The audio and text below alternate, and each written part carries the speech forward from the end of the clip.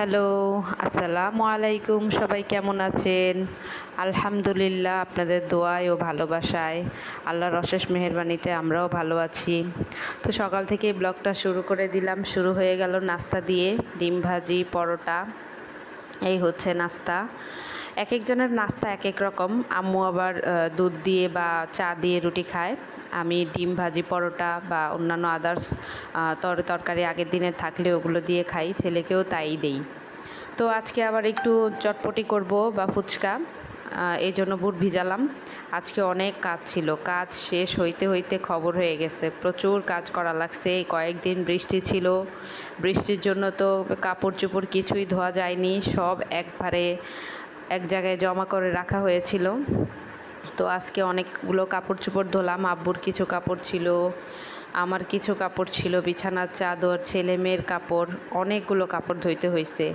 তারপরে মশারিগুলো ময়লা হয়েছিল আমার রুমের, আম্মুর রুমের, এগুলো ধুইতে হইলো। যখন ছাদে গেলাম কাপড় চোপড় লাড়ার সময় কিছু ফুলের, সকালের গুড মর্নিং কিছু ফুলের ছবি নিয়ে আসলাম।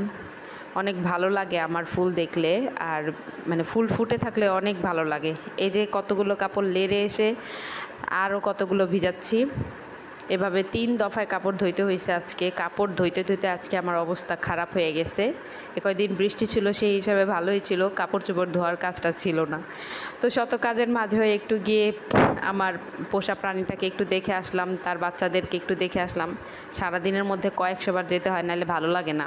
মেয়েটাও যায় যায় বারবার দেখে, ছেলে দেখে, আমিও দেখি। এখন অভ্যাস হয়ে গেছে আর কি। এই যে দেখেন ছাদ ভর্তি শুধু কাপড় চোপড় আর কাপড় চোপড়। এগুলো 3-4 দফায় ধুইছি। তো রান্নাবান্নাও তো করতে হবে, কোনো কিছুই তো আর কোনো কিছুর জন্য থেমে থাকে না। কাপড় ধুইছি, কাপড় চোপড় ধুয়ে এসে রান্না বসাইতে হয়েছে। আজকে রান্নাটা দেরি হয়ে যায় কাপড় চোপড় ধুইতে গেলে, মানে এক্সট্রা কাজ যেহেতু করতে হয় সেহেতু অন্য কাজে তো দেরি হবেই। এর মধ্যে মাকেও খাইয়ে দিতে হয়। আমার আম্মু নিজে নিজে কিছুই করতে পারে না, আপনারা তো দেখেছেনই কিছু ভিডিওতে যে আমাকে খাইয়ে দিতে হয়। আম্মা বিছানাতেই সব কিছু করে, খাওয়া এভরিথিং সব কিছু বিছানাতেই করে। তো আম্মুরকে খাইয়ে দিলাম, ব্রাশ করিয়ে দিয়ে ফ্রেশ করে খাইয়ে দিলাম। তো একদিকে যাইতে গেলে আরেক দিকে হয় না, একদিকে যাইতে গেলে আরেক দিকে পুড়ে যায়। এই যে আজকে তরকারিও একটু লেগে গেছে। তো আজকেও করলা ভাজি করছি। আপনারা বলবেন প্রত্যেক দিনই কি করলা ভাজি করেন? হ্যাঁ ভাই, সবজি একবারই করা হয়, বারবার মানে বাজার একবারই করা হয়। তো এখানে ব্লগটা শেষ। সবাই দোয়া করবেন। আল্লাহ হাফেজ, ভালো